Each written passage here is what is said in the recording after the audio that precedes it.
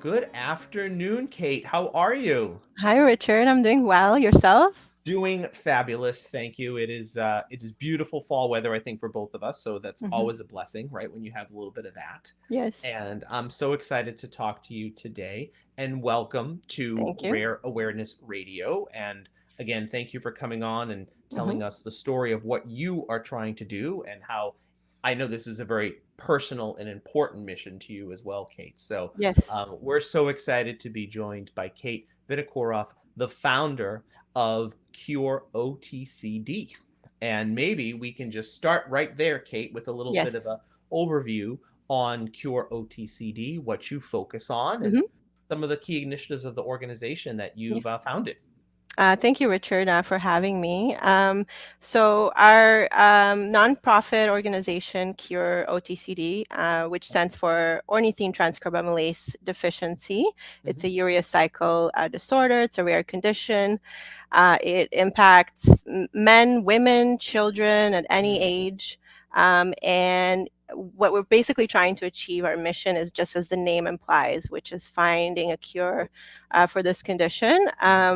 There is currently no curative treatment. Mm-hmm. The treatment that does exist focuses on symptoms.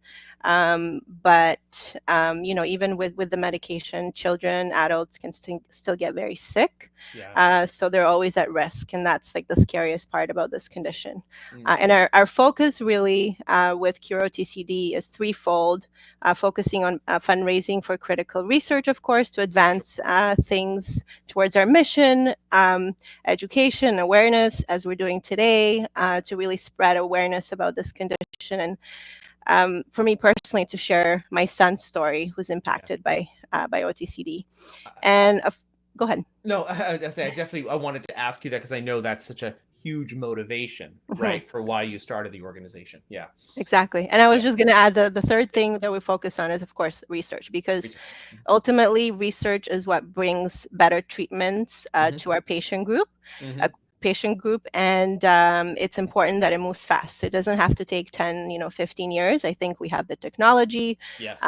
we have scientists, we have patients, and other patient groups and parent groups have proven that this can be done in a shorter Mm-hmm. amount of time.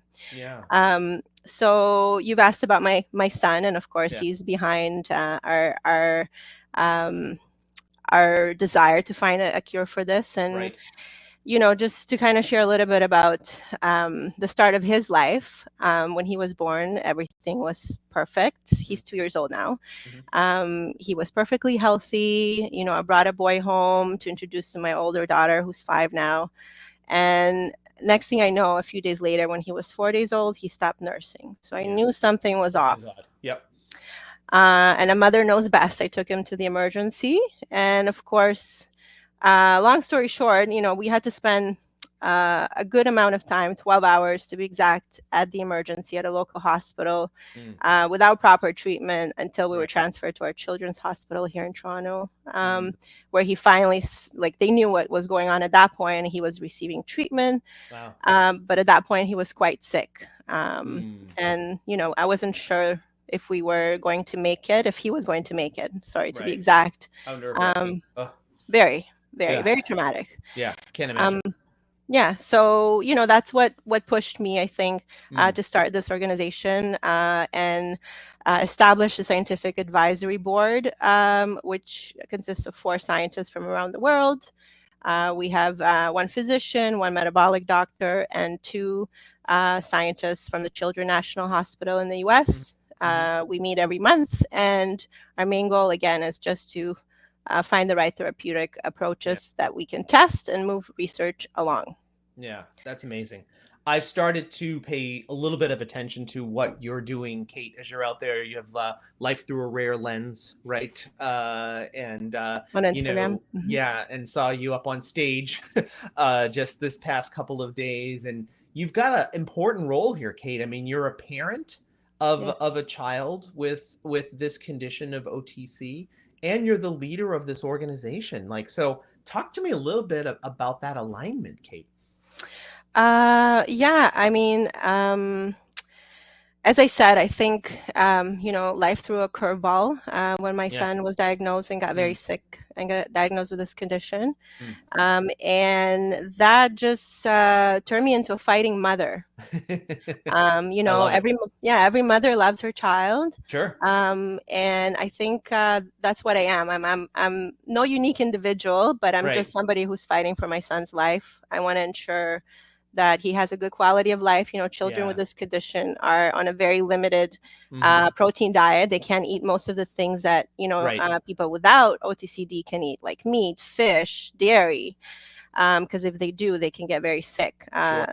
Children have to consume metabolic formula around the clock. My son has an NG tube, so we Yeah, I have know to he's been manage guys that.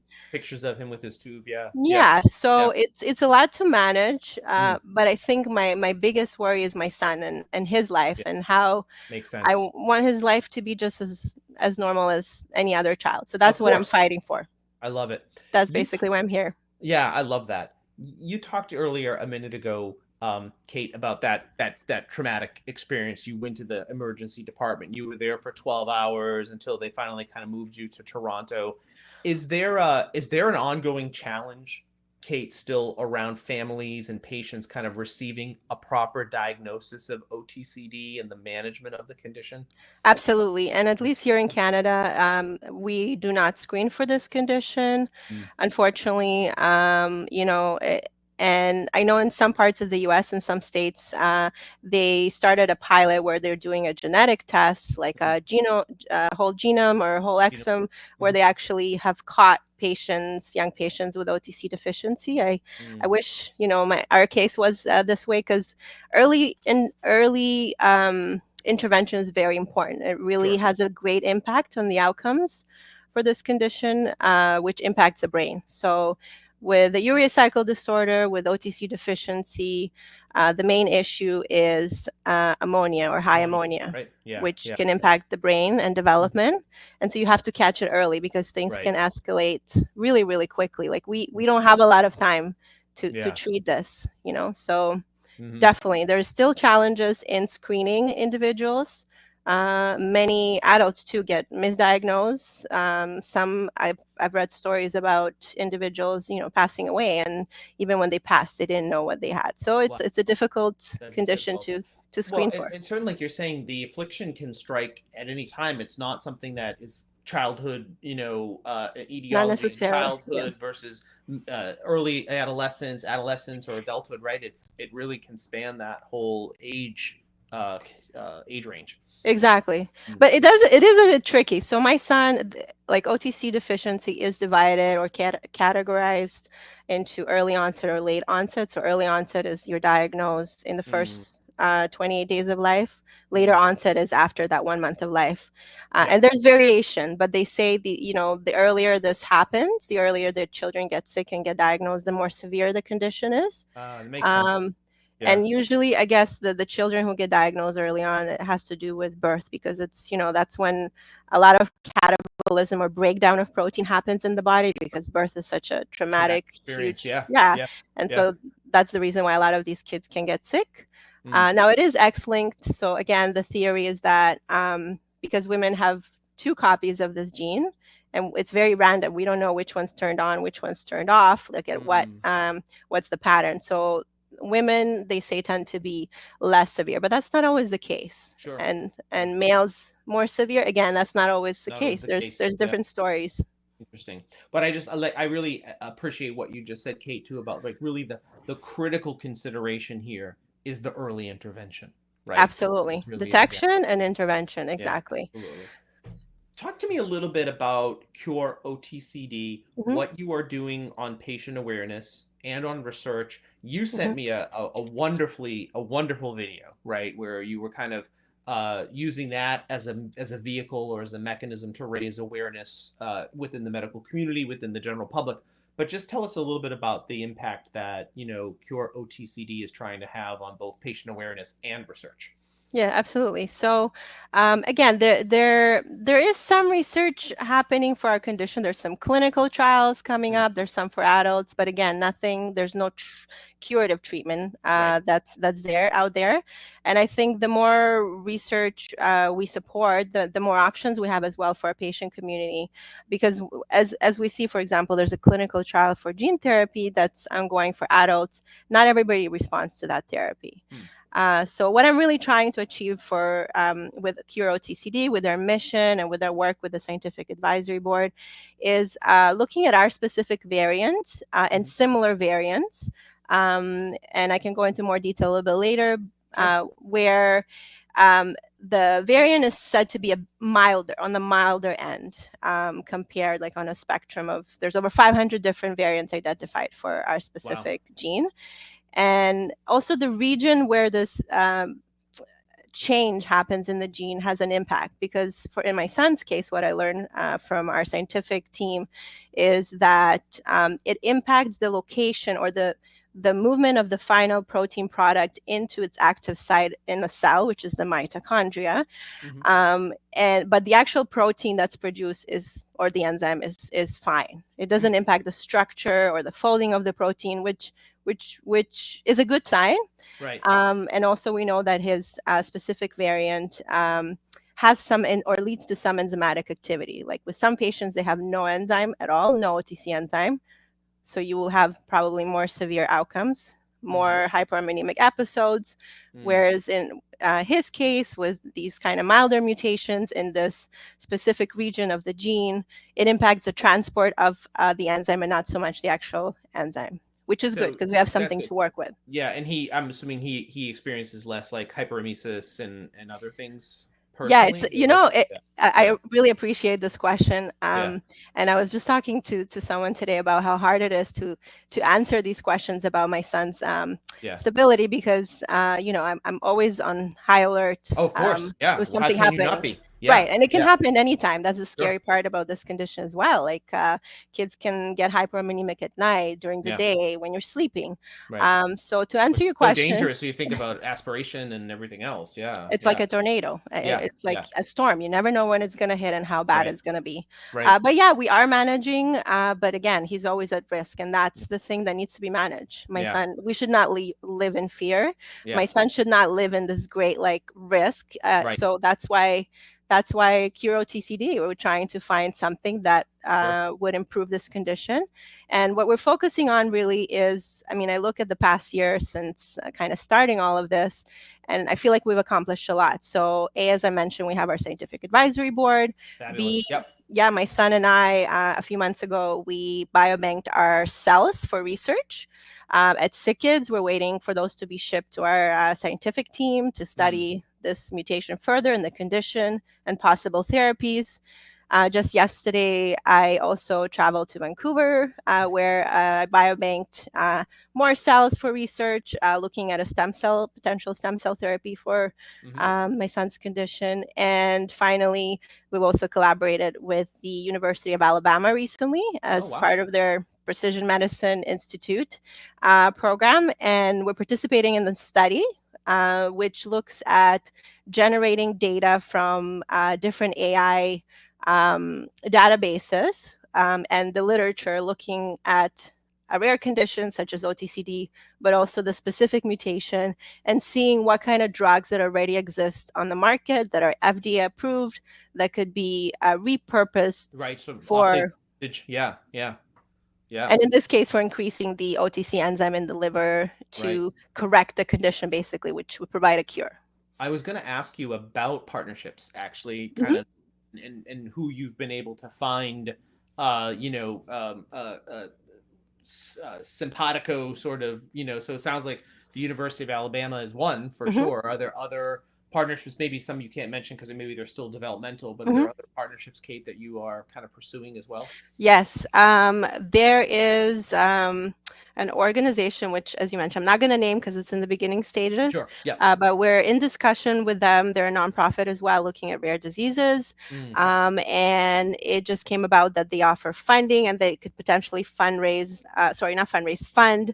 through a grant, through a research grant, one of our research projects, specifically Nice. looking, Wow. at the stem cell approach to OTCD, or correcting the mutation. So we're hoping to partner with them. It looks very promising. I mean, even our scientific advisory board, I think, bringing all these scientists together is a partnership in itself. A very, Yeah. and It's a lot to manage, I'm sure. of Yeah. course, and I Yeah. think we have a really good team. They're all very invested in this, and also in my son, and just Yeah. finding a cure for this condition for the Amazing. pediatric community. Amazing. Yeah. Kate, do you I'm just curious because the way you speak about this with such compassion and with such vigor and with such, do you have a background in microbiology, genetics? No, nothing. No, because It's you just just no, I mean, I do, my background is in healthcare. okay. I do Yep. have a background in nutrition as well, Oh, from many okay. years ago. Yeah. But no, I just, as I said, since my son got diagnosed and we're Yeah. on this new like journey, I Yeah. just kind of had to Lean in. Yeah. exactly lean Yeah. in and learn all Absolutely. this jargon and Yeah. Yeah. Wow. Well, but yeah, for me, it's more than jargon. I mean, I can hear you talking about, how much you thought about this, and I feel like I'm back in microbiology class, but it's wonderful. So, and it seems to me like you're trying to bring, as much positivity as you can to what is a very serious situation, right, Kate? yes. Yeah. Yeah, I mean, the biggest thing that I always say, or I believe that I have, is hope. Hmm. I'm not losing that. We've been Yeah. through a lot. My son has been through a lot. We spent a Right. lot of time in the hospital. I bet. Yeah. Whenever he gets sick with a flu or a virus, he has a cold, we usually have to go to the hospital, Hmm. and they manage him with IV fluids. Hmm. So it is a lot. Like Yeah. our life has never been the same since his Yeah. And it's diagnosis. certainly not easy. Yeah. Yeah. No, but Yeah. you're right. I mean, now that I think about it, everything that I'm doing with Cure OTCD and just also connecting to other rare disease groups and within our UCD, urea cycle disorder community as well, it's because I have hope. I have Yeah. hope for our patients, for our families, and for my son. Right. So yeah. That's wonderful. You're mentioning, you're in Vancouver, the biobanking. You're in Toronto I personally. The work you're doing with University of Alabama. I asked you about other partnerships. Is there a global aspect to this too, Kate, right now, or are you kind of just focused on North America? And then I want to ask you a little bit about whether or not there is an OTC patient registry that's maintained, Yeah. or is that also something in the works? Yeah, it's a great question. So in the United States, there are two groups or two foundations focusing on the urea cycle disorders, and there's about 7. So OTCD is one of them. One of those. Yep. And they do a lot of great work. I've attended some of their conferences. There is a registry that is in the US, as far as I know, for UCD patients. And then there's one in Europe, but it's, from what I've heard, it's not very integrated. So there's this data here and data over there. And the biggest challenge, I would say, and nothing in Canada Okay. that I know Oh, of. really? Interesting. Yeah. That I know of. I think the US, maybe Canadian is probably, maybe it's mixed. They do have a longitudinal study for UCDs that's taking place all over the world, well, in different parts, Europe, US, and Canada. And I think it kind of ties into the registry that already exists. However, the most disappointing thing that I've learned is that there's no access for patient groups into this data. So you can't really go in and look at it. Get it. Yeah. No. And for me, that was a big disappointing aspect of this. So I do hope with our work at Cure TCD to launch patient-driven, patient-led registry that would look at both qualitative and quantitative data from patients, accessed by patients, and also managed by patients.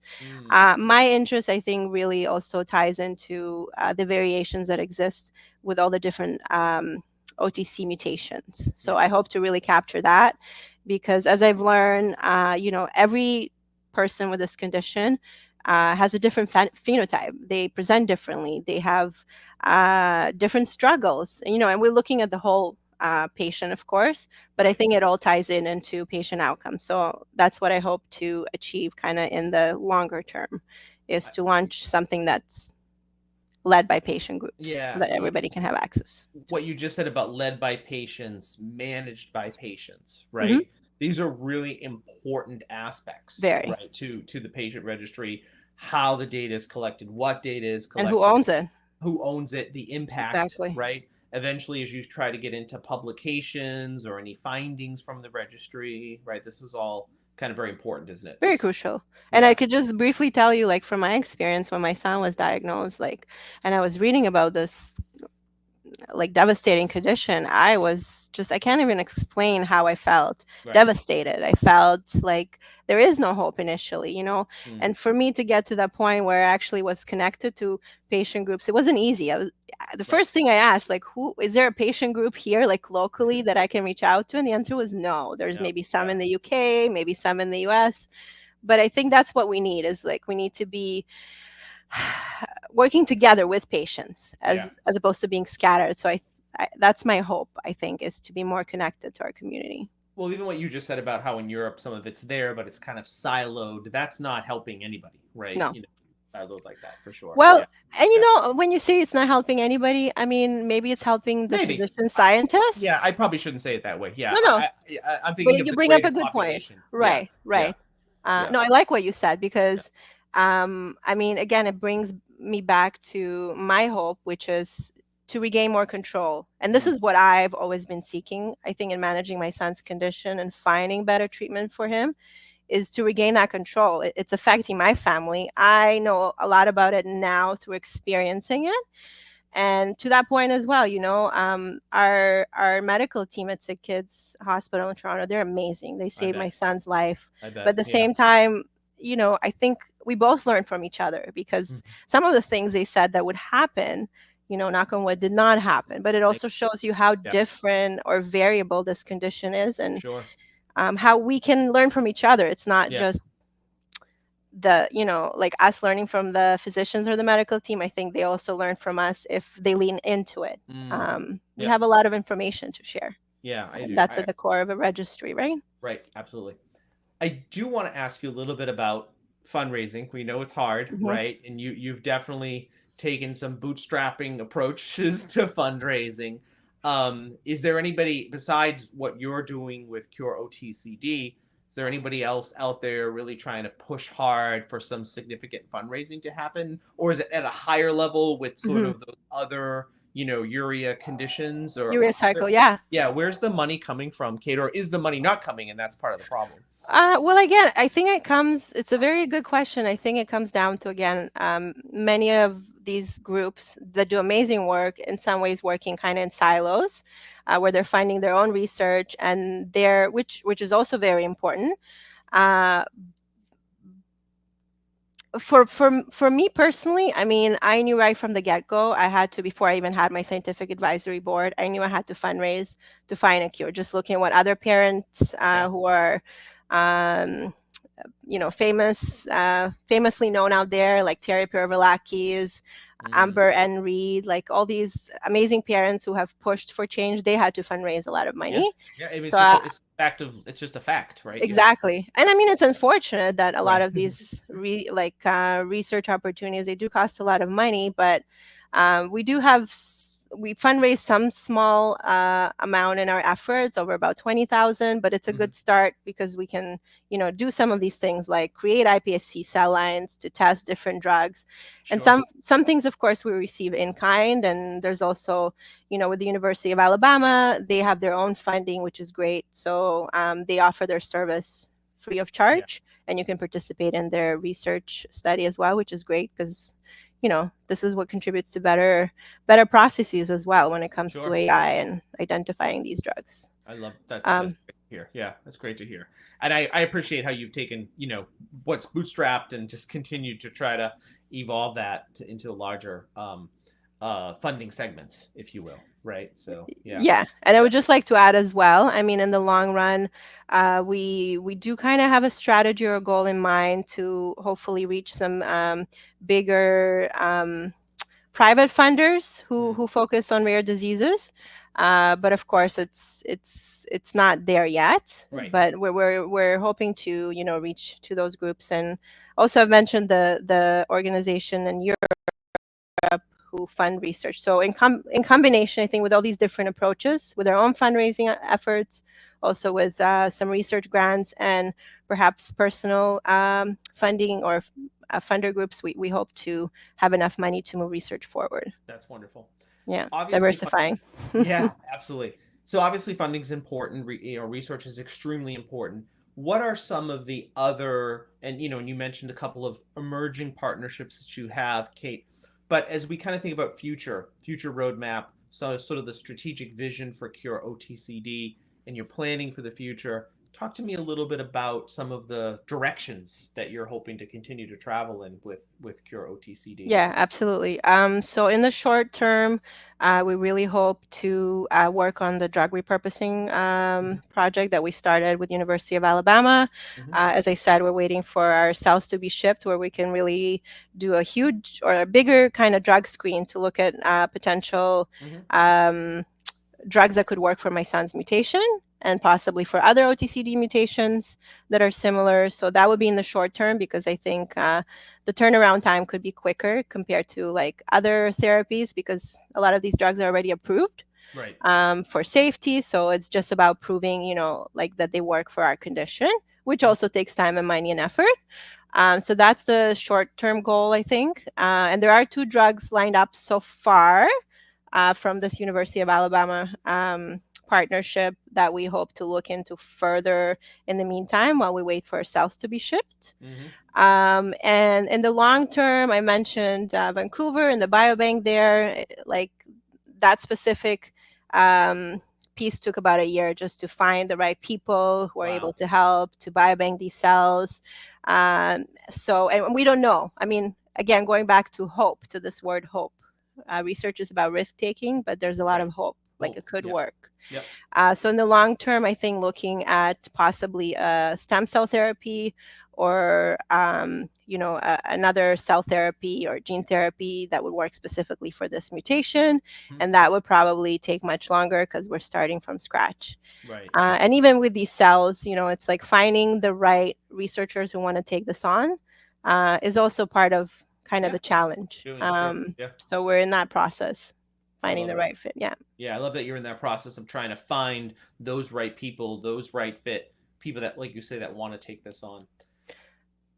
Talk to us. Okay. Sorry. I just wanted to add as well, like, going back to our scientific advisory board, the one thing I learned before establishing one, which I see that kind of unfolding now too, they're a great resource, not just to advise you on the direction that you want to take, but they're also great in taking some of that on because they're so invested in your mission and what you're doing. So our research team is actually going to look at some of these things in their labs, like at Children National in Washington, D.C. Oh, sure. The 2 researchers we're working with there, they're going to take on some of these like cells and grow the cell lines and look into like the genetic factors to build kind of better picture of what goes on for my son's specific mutation and in some of those conditions.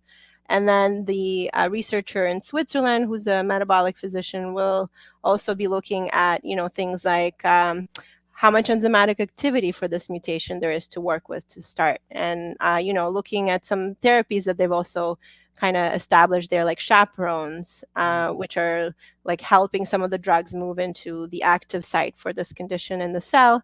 So they're also a really great resource in terms of partnership, because they can take some of those early research processes and get started. So I've been very fortunate. Very fortunate. Yeah, that's great. We've been talking with Kate Vinokurov from Cure OTCD. Kate, tell us how we can get more involved, how we can donate, how can we learn more about Cure OTCD? Yeah.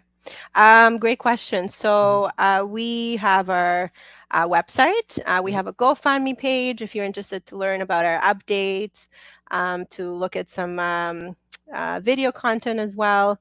The way you can find it is just www.saveetan, Etan, that's my son's name.com. We also have a website coming for Cure TCD that will be www.cureotcd.com. That's coming up in the next few months, we hope. Wonderful. And yeah, and as I said, our YouTube channel, Save Etan, that's my son again. Yeah, We have some wonderful good video there. I've watched it a couple of times now. It's very Yeah, we have a recent video there. Yeah, Thank you. yeah, Thanks for the feedback. yeah, And on Instagram as well, you mentioned Life yeah, Through the Rare Lens yeah. is our name for now until we launch the website for Cure OTCD. So it's Life Through the Rare Lens, not a Life Through the Rare Lens, yeah. Okay, yeah. Earlier I said Life Through a Rare Oh, Lens. no But it's worries. I Life didn't Through even the notice. Rare Lens. I want to make sure people got the there. That's important. Kate, thank you so much for your time today. You know, you had mentioned your scientific advisory board and how important they are to you. So before we let you go, I'd love for you to just have an opportunity to kind of give any acknowledgments or shout outs or thank yous to the folks that have really mattered to Cure OTCD. Absolutely. Yes. Thank you, Richard. A big thank you to my scientific advisory board and the people who are so invested in our mission to find a cure for OTCD, Dr. Luba Kaldovic and Dr. Hiroki Morizono from Children National Hospital. They've been my first point of contact and just a wealth of information. We actually met Luba in Toronto in April. She came to visit. It was amazing. Oh, that's awesome. A big thank you to Dr. Alexander Lamley from Switzerland, the University Hospital Bern. He's been a great addition to our team. He works with patients with OTC deficiency for many years and does a lot of research. And last but not least, I would like to thank Dr. Barbara Mariage, who is a metabolic dietitian here from Canada. She's been a great asset to our team, has done a lot of research with our patient population, with UCD patients and patients with OTC deficiency. Wonderful. And of course, I would like to thank our team at SICKIS as well, because they are also a big part of this project, of our mission. Our physician, our nurse practitioner, they've been amazing advocates for us, you know, to get our cells biobanked at SICKIS for hope for better treatment. So I'm very grateful for them as well. I love to hear that. And how's Etan doing right now? We're managing. He just started daycare a month ago.